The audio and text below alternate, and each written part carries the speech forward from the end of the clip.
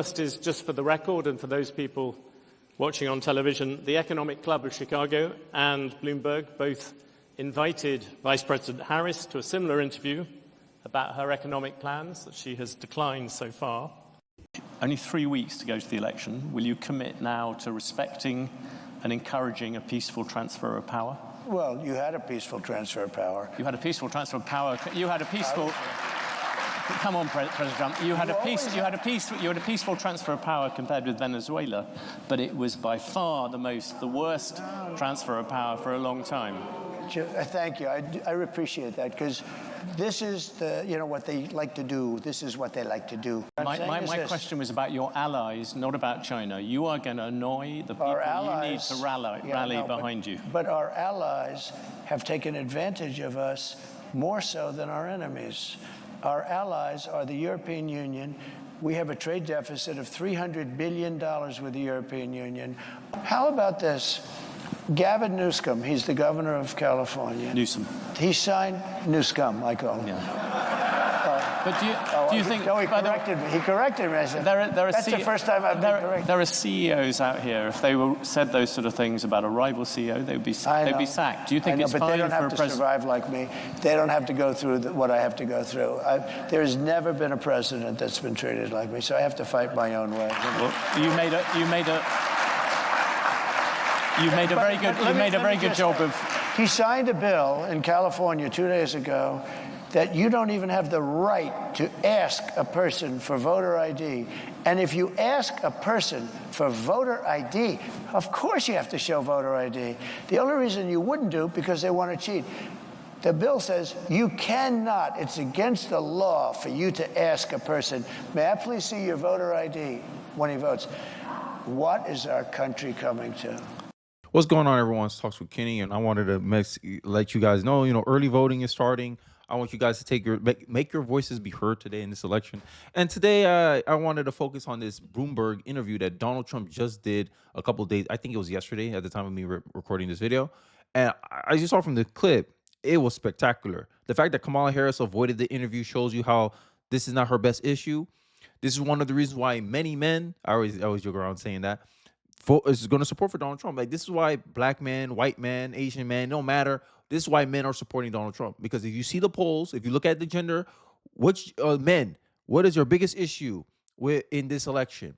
It's centered around the economy. If you ask women, what's their biggest issue? Majority of them says is abortion. Who's appealing to what? Who's running on abortion? Kamala Harris. Who's running on the economy? Donald Trump.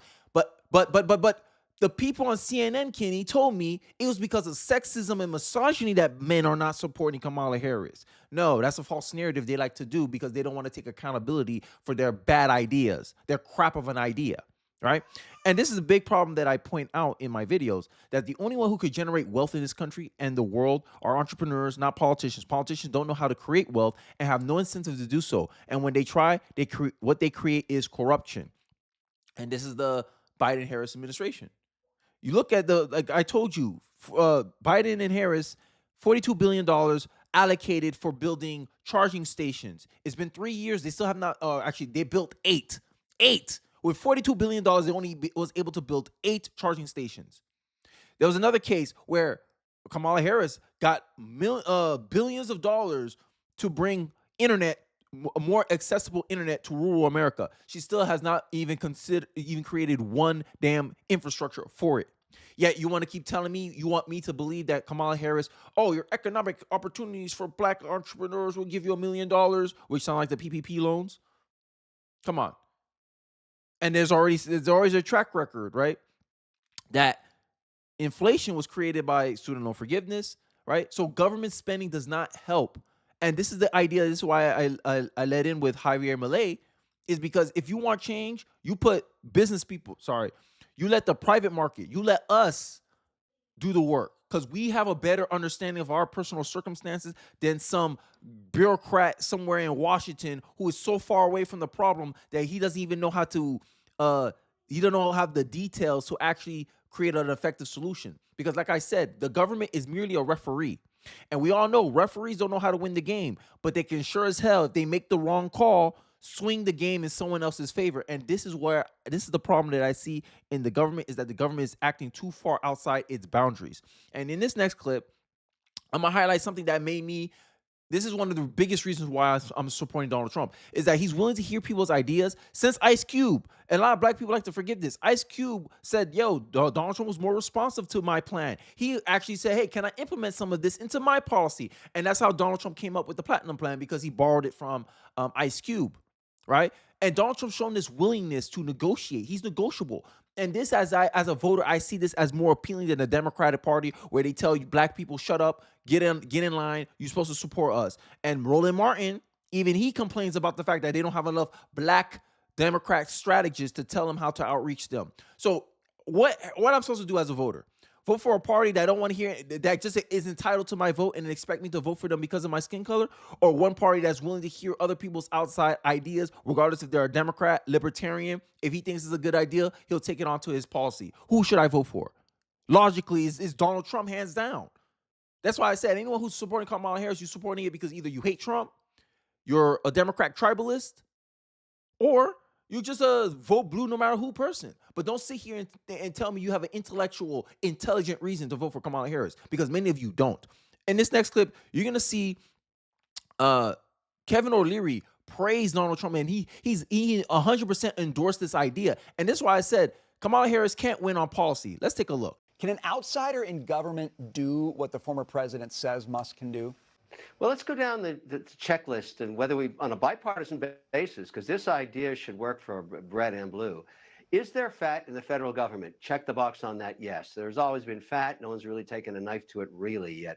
Number two, there's always people with great ideas, but executional skills are almost impossible to find. Every idea that Musk brings to the market, he executes on, including catching a giant rocket, out of space, as we saw yesterday. Absolutely incredible. Chopsticks, as they're called.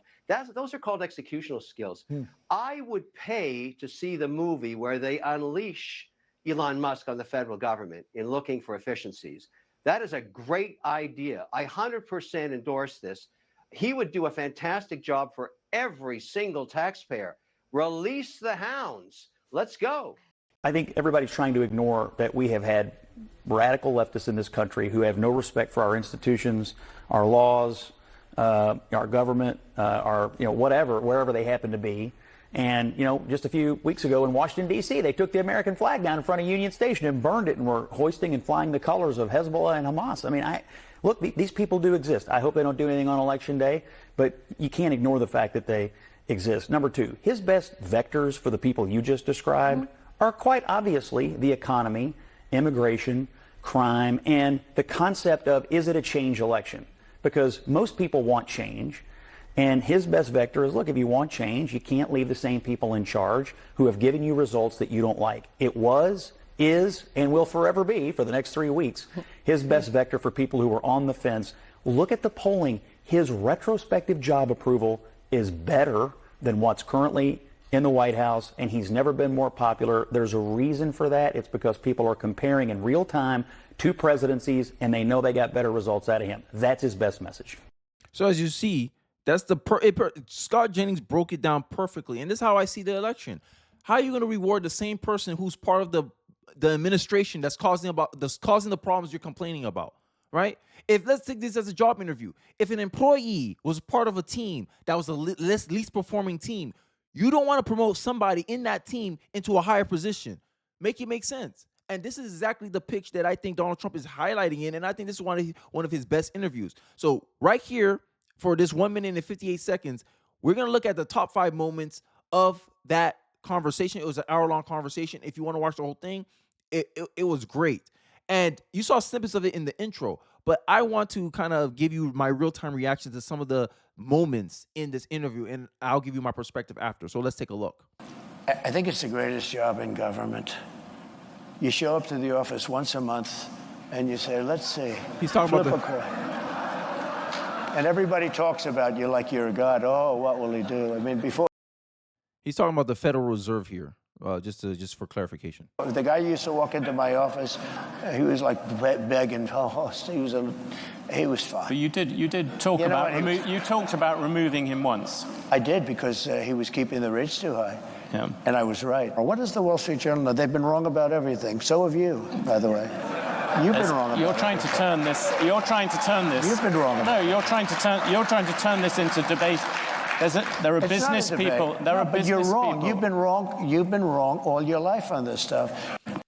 And it's the same thing with their idea on the tariffs, because Donald Trump is very clear on the tariffs. As a voter, I know he's very clear on the tariffs. Hey, I'm using the tariffs as leverage because you saw from the intro, European Union, we lose $300 billion because we get tariffs when we try to bring American products into the European Union, but European gets no tariff when they bring stuff into us, and our allies are taking advantage of us. And that is what Donald Trump has made mention a lot in his campaign. America first, America first, America first is prioritizing the needs and interests of the American people over everyone else.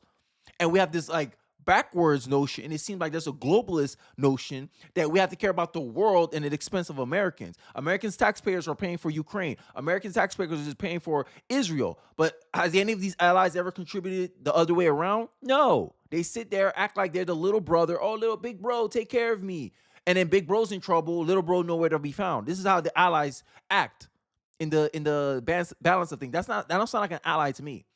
If Israel is contributing, hey, look, we're passing a bill to give America for all their money they spent in our economy, helping us build this wall. We're going to give them $5 billion of Israeli taxpayer money and send it into the United States of America. Has that ever happened? Because last time I checked, if someone's calling yourself an ally, if someone's calling yourself a partner, there's an equally beneficial relationship when you associate with that person. And all Donald Trump is trying to say is we want to make that more beneficial for the American people. But, Democrats, like they usually do, they want to fearmonger about this. And this is why I said, like, Democrat messaging is not going to affect men like me because we can see through the BS. Okay, you're trying to scare me. You're trying to get me to believe this perception that you have. But the reality is this is what he said. And who's more in Donald Trump's head than Donald Trump? You can't tell me you could mind read Donald Trump's mind and tell me what he actually means. This is all an assumption from you. Humans suck at judging people's intentions, but we can judge people's actions. And I can judge the actions of Donald Trump. When I saw him between 2017 and 2021, I saw how he ran his presidency. The tariffs that he did during his presidency in 2016 is the same tariffs that's still in the books today in the Biden-Harris administration. So them fear-mongering about tariffs is, to me, disingenuous. But I digress. Let's continue with the clip. We're going to put tariffs on them, and they're going to do, and you know what they can do? The Mercedes-Benz will start building in the United States. And they have a little bit, but you know what they really are? Assembly, like in South Carolina. But they build everything in Germany, and then they assemble it here. They get away with murder because they say, oh, yes, we're building cars. They don't build cars. They take them out of a box and they assemble them. We could have our child do it. Tariffs also have another side. Isn't that something that you have to acknowledge? No. You could be plunging America into the biggest trade war since Smoot-Hawley. But there are no tariffs. You're going to stop. There are tariffs already at the moment. There are no tariffs. All you have to do is build your plant in the United States, and you don't have any tariffs. But people.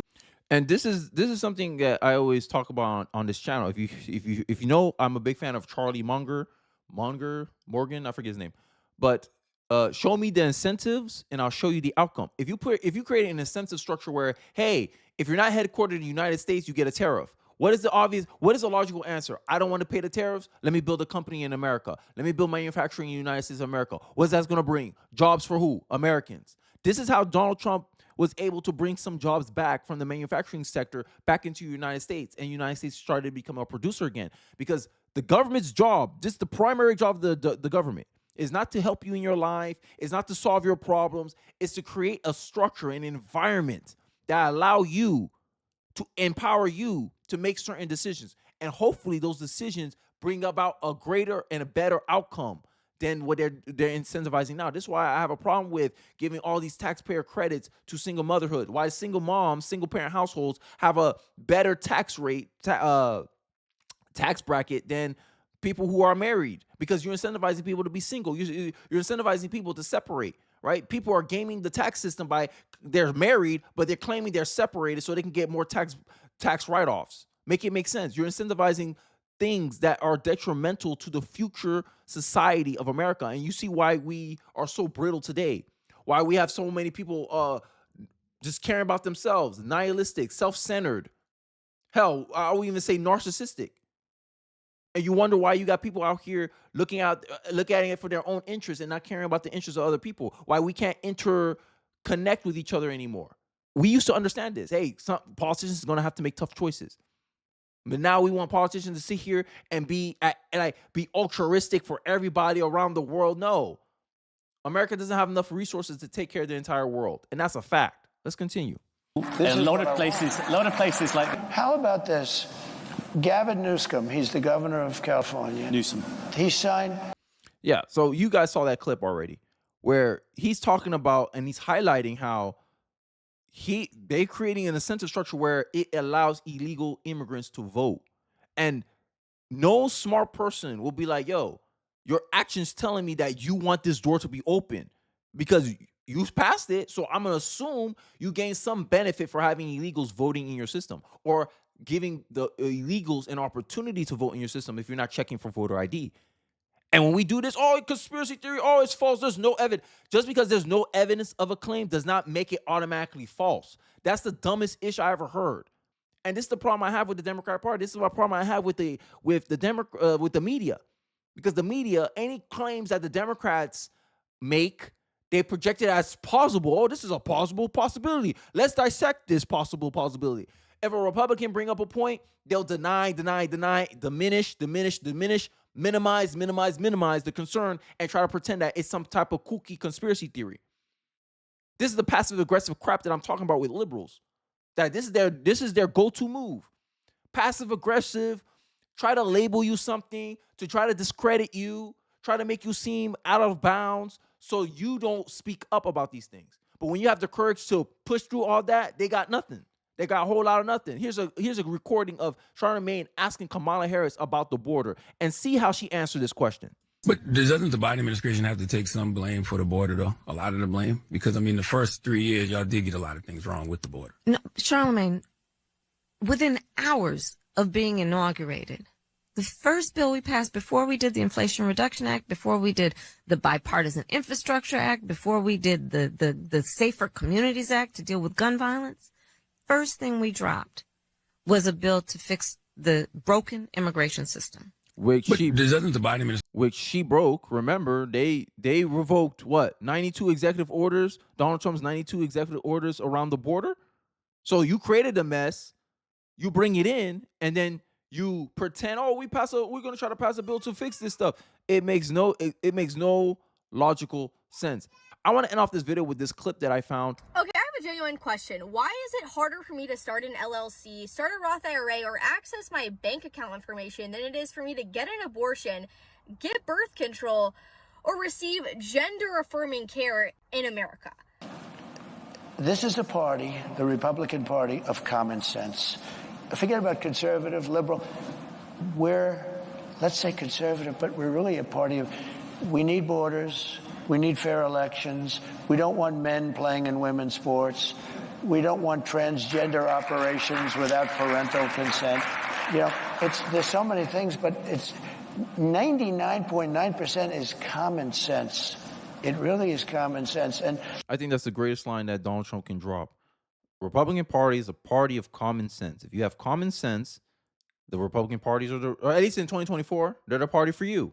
Right? Because if you see what Kamala Harris is pushing, you saw the clips, you saw the audio that I played. She wanted mass amnesty for illegals. Like, come on. If you look at the reports and some of the data points that I share on my channel, they release a lot of these illegals. They don't hold these illegals accountable for nothing. Look at all the rape charges on these illegals. Look at all the battery charges on these illegals. Look at the fact that they're making it more dangerous and a hostile environment for Americans. And instead of kicking them out, we find the Democrats are finding every reason to keep them here.